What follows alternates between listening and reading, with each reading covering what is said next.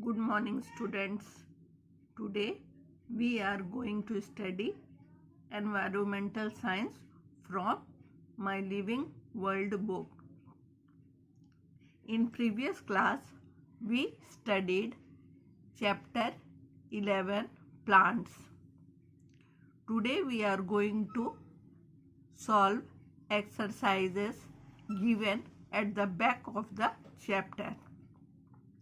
बच्चों, आज हम लोग एनवायरमेंटल साइंस पढ़ने जा रहे हैं।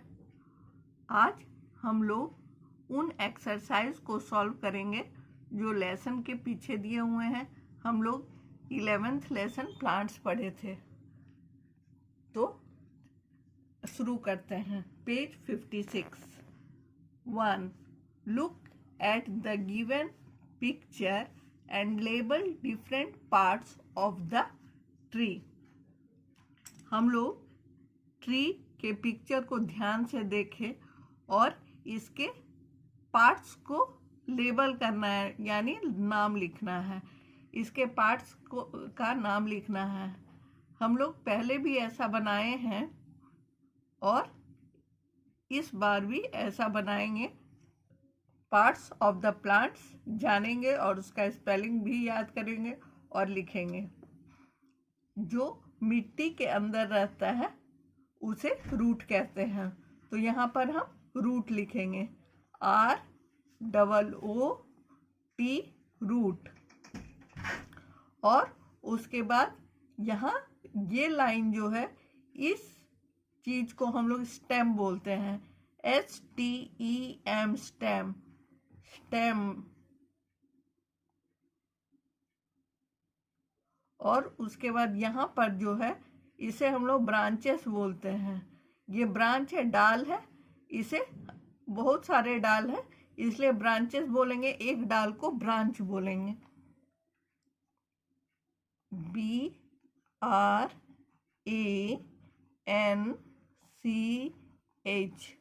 ब्रांच।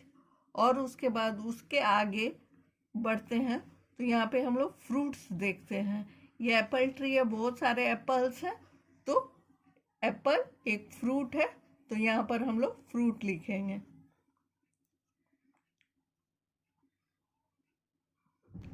और उसके बाद लास्ट ये लीव्स है। यहाँ पर बहुत सारे पत्ते हैं, यहाँ पर हम लोग लीव्स लिखेंगे।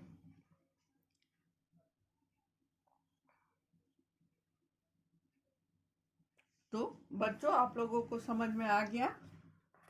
ये फर्स्ट एक्सरसाइज हम लोग कैसे बनाएंगे। अब हम लोग सेकंड एक्सरसाइज देखते हैं। Second, choose the correct answer and fill in the blanks. यहाँ पर कुछ वर्ड्स दिए गए हैं, हम लोग को चूज करना है करेक्ट आंसर और खाली जगह में भरना है। A. Very big plants are called climbers और trees। जो बहुत बड़े वृक्ष होते हैं, जो बहुत बड़े पेड़ होते हैं, उसे क्लाइंबर कहते हैं या ट्रीज कहते हैं। हम पढ़ने के दौरान हम लोग क्या देखे थे बच्चों? Very big plants are called trees, तो यहाँ पर हम लोग ट्रीज लिखेंगे।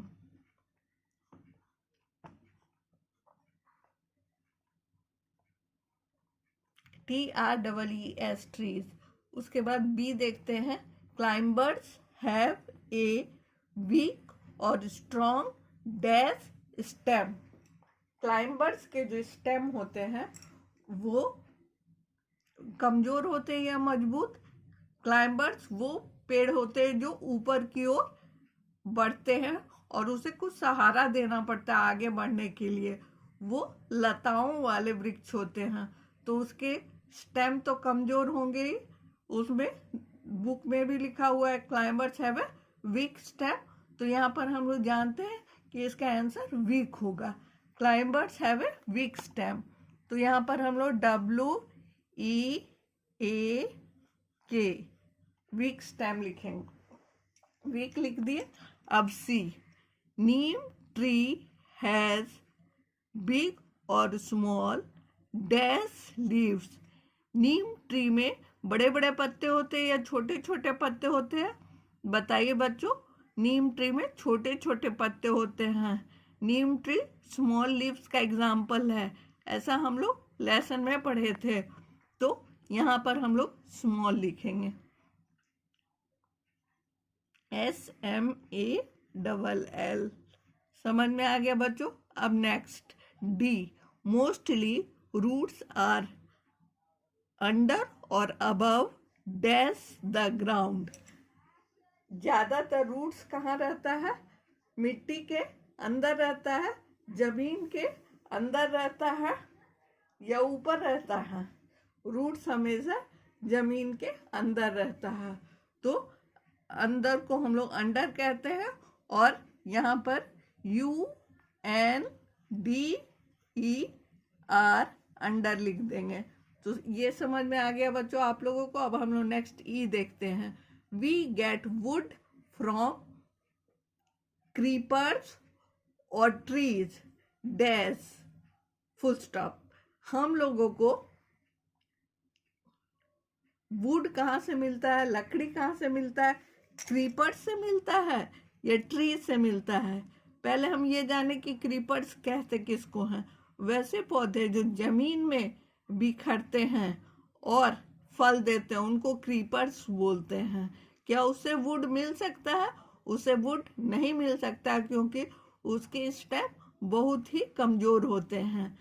ट्रीज जो मोटा ट्री है, बड़ा ट्री है, जैसे मैंगो ट्री, पीपल ट्री,